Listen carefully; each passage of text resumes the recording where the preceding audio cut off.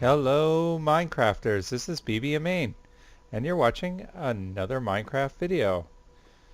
So here I am on the ZipKrowd server. As some of you might be aware, JL and the crew were kind enough to invite me to join the crowd, so to speak, and so I'm now a happy member of the ZipKrowd crew, and so I'm going to be doing some Let's Play videos from the ZipKrowd server in addition to my tutorials and other videos that I'm working on, and so it's going to be a lot of fun. So it's been a busy week on the server. We're on 1.5. We've been doing a lot of work, and we have defeated the Ender Dragon. Of course, that doesn't take a lot of time, but we had a nice big fight with the Ender Dragon and have eliminated him and built a Enderman farm, which is really great. We have a iron farm going at spawn, an iron golem farm, and that's really going well. And we've got a lot of little projects going on at the spawn point. But here I am at a top secret location working on building a base. And so I thought I'd share some of this build with you. So let's go up. And you might notice something strange. Oh, we're underwater. Okay, so we have a secret base here underwater, and actually we're quite far out in the ocean away from everyone else. And we're going to do some kind of neat builds out here that are going to be really interesting. And so right over there, you can just barely see it. We've got something going on, so let's head over there. Well, what I'm building primarily is going to be kind of an underwater city kind of build, or an underwater village, I guess, depending on how big it gets, or an underwater base. And this particular build right here is going to be our farm. So I think any type of civilization that, had an underwater city or village would have some sort of underwater greenhouse kind of thing to grow their food, and that's what this is going to be. So currently it's disguised as an island. I've kind of got a ring going around. It's kind of small. I need to expand it quite a bit. The farm itself is 33 blocks by 33 blocks, so that we can get almost 4 chunks in there. And so I'm going to have to expand this island a little bit. It's too small. I just tried to do a little ring around it to see if I could make it look like an island with a lagoon in the middle, but it's the ring itself is too thin around. So we'll expand the island a little bit to make it look more disguised. And let me show you what's going on. So we've got a layer of glass, and the glass panes go down, of course, and let's go in. The glass is only done on one corner here. It takes a long time to get rid of the water, so that's what I've been working on. Let's go down here and I'll show you. So basically I'm using sand to, first of all, build a kind of a dam, or a coffer wall, I guess they call it, and to block the water.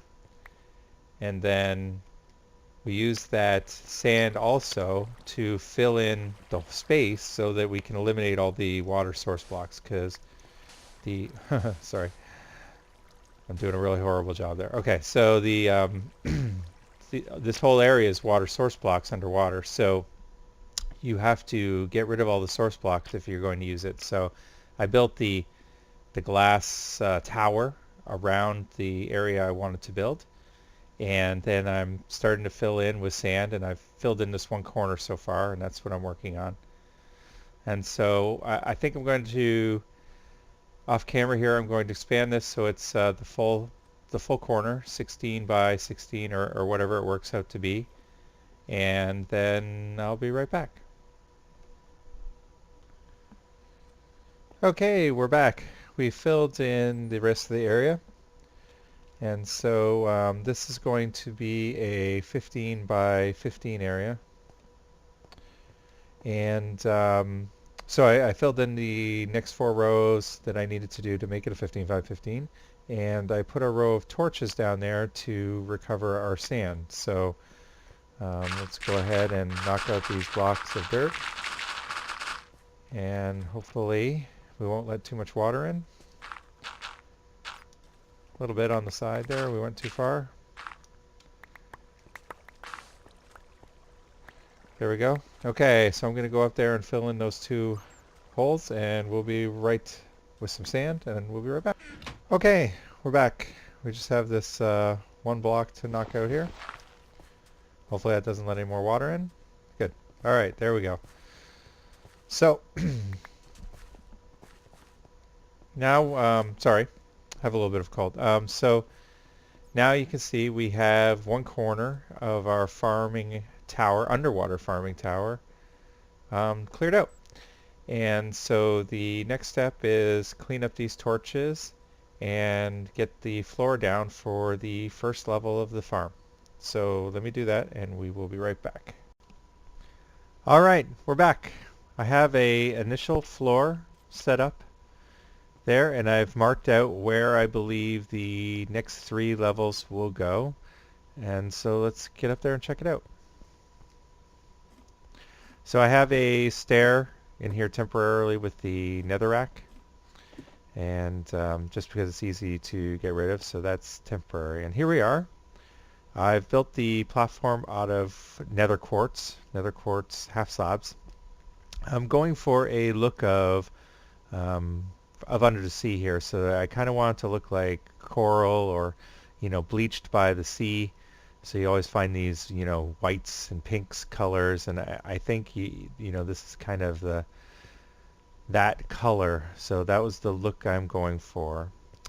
This is the farming pad, or at least one corner of the farming pad of our tower.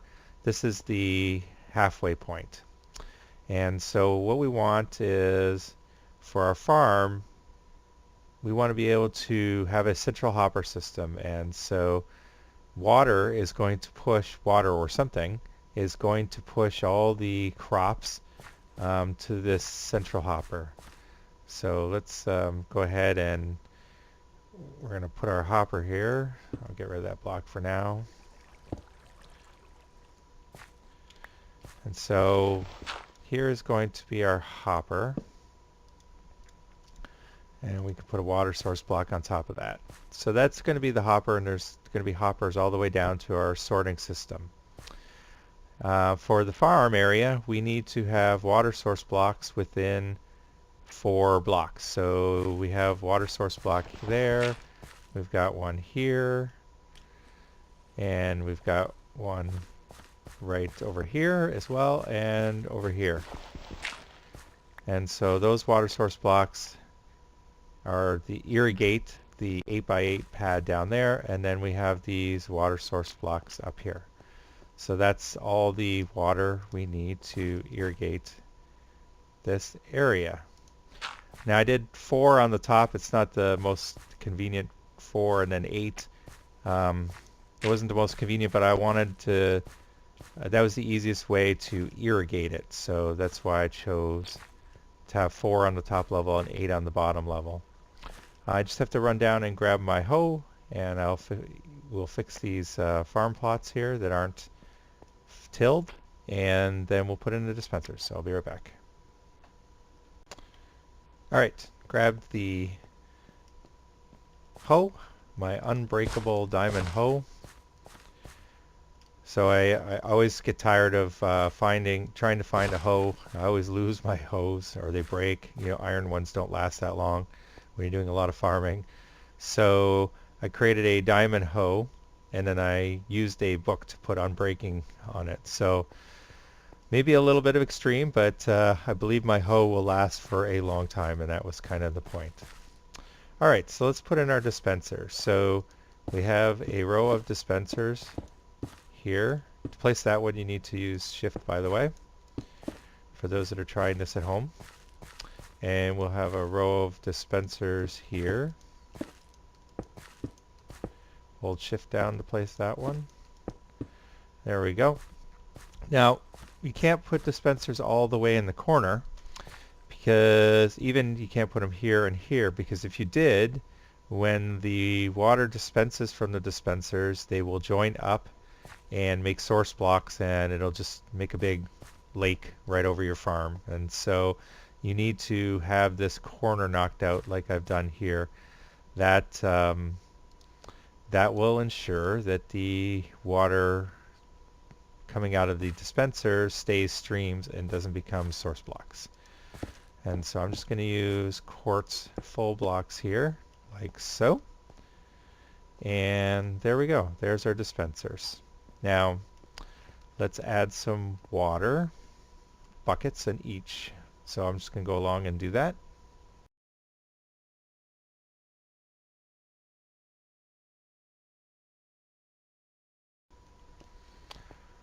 Okay, there we go. So I'm just going to block off here and on the other side because I don't want the water to sweep back and destroy all my torches. There we go. And I did forget to mention that I've already checked it out, and we needed some more light in the center, even with torches all along the sides, which we won't have when the full tower is excavated. But even with torches along the ring edges, we weren't getting enough light in the center to grow, so I've put these glowstone blocks up there and made sure that we have enough light. So there we go. We have our we have our dispensers and water buckets in, and we need to power them. So one of the handy things about dispensers and droppers is that you can put redstone right on top of them to power them. So that's handy. So let's do that, and I'll do this other side.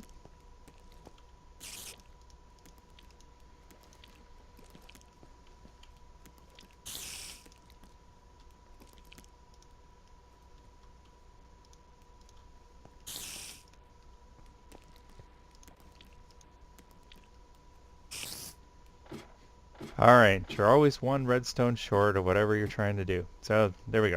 I grabbed another redstone, some more redstone dust, and for now let's just put a block here and put a button on it.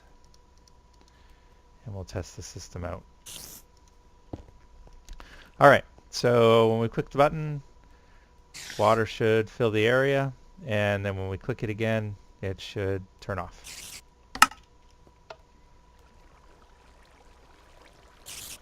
Perfect.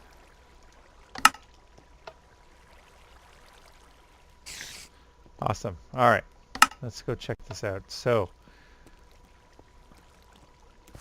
the water will push all the crops right down to this corner here, and when we have a dispenser there and a dispenser there, it should push to the central hopper. So everything should work out just fine. Okay, our crops are in. All we need to do is test out the system. So I'm going to go AFK here for a little while and let them grow and see how it looks. I'll see you in a bit.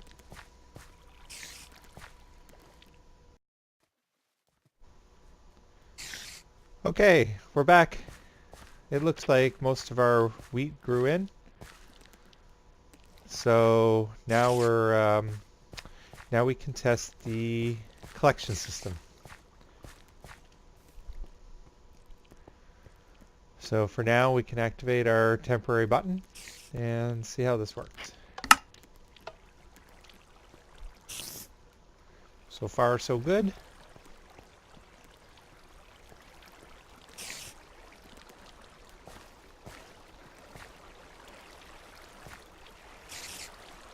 Looks like everything's going into our central hopper. A couple odd seeds here and there left, but that'll be fixed once we have this other row in. And let's check it out, see if everything was consumed by the hopper. Great. Everything's there in the hopper. And so that will go down to the central sorting system once we have it ready. Alright, great. Let's turn off the water. And I will replant our seeds. I think the next step is to put in the next couple of platforms, and I've already got the sand filled in this area, so I will excavate that and expand our pad that way. So we'll have half of the tower done. So I'll be back when I have all that work done. See you soon. Alright guys, it's been a few weeks and boy, I've been busy. So initially the plan was to put in the additional pads coming down and maybe excavate the other half of the other quarter of the half that I was working on. But as you can see, I now have the farm basically completed as we initially designed. So let's go up and check it out. So we have 3 pads right now, and each pad is the full, I guess that would be 24 blocks across. So the tower itself is 31 by 31, and we have a 4 block pad, and then we have, you know, an 8 block pad with a center hopper system. And so I think the whole thing, if you think about it, is basically 24 blocks. So here we are out in the middle of the farm. We have our central hopper here. We've got wheat growing all the way around. And I made some changes. So obviously there's all the glowstones up there for the lights. I've also added some sandstone. It replaced some of the quartz half slabs with sandstone half slabs and sandstone blocks. I was thinking that, you know, if we were going to build underwater, an underwater city, we would use sand a lot too. So I wanted to kind of mix that coral look in with the sand, that white and pinkish white with the yellow of the sand, and so that's what I'm doing. Here's our second pad. On this pad I have all carrots. Now one thing in this design that I don't like is you know, the cramped ceiling. So unfortunately the ceiling system's a little cramped, but that's the way it worked out, and so for now it's working. I can get around in here and plant and stuff, so it is okay.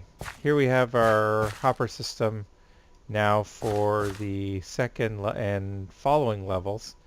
Instead of just a single hopper in the center, we needed, you know, a line of hoppers going straight down. So if we wanted to put a water source block right there, that wouldn't work because this hopper wouldn't populate the chain all the way down. And so I use this configuration on all the additional levels. Alright, so let's go down, check down the third level. Here we have, here we have potatoes, and same configuration of the hopper. Okay, so we have a temporary button over here. You'll just go ahead and activate that, and you can hear the dispensers firing. So if we go up here just real quick, we'll see that yes, all the water on all the floors is coming from all the dispensers, and everything is washing into that central hopper system. So everything's working great. I guess the other disadvantage, might as well mention it now, the other disadvantage of the system is I have one central control point. And so the advantage is I can control everything with one switch. The disadvantage is I have to control everything with one switch. So I can't, you know, select a floor to go off. Alright, looks like all our crops are coming down. We'll just deactivate our water and go check that out just to make sure. Okay. Occasionally we get some crops stuck in the corner. You know, we might do something with that in the future to fix that. Maybe fence posts or something. Anyway, if we check our hopper system, and as you can see, crops are coming down, making their way through the hopper, and filling up this chest. So in the future, we're going to have more levels of farms.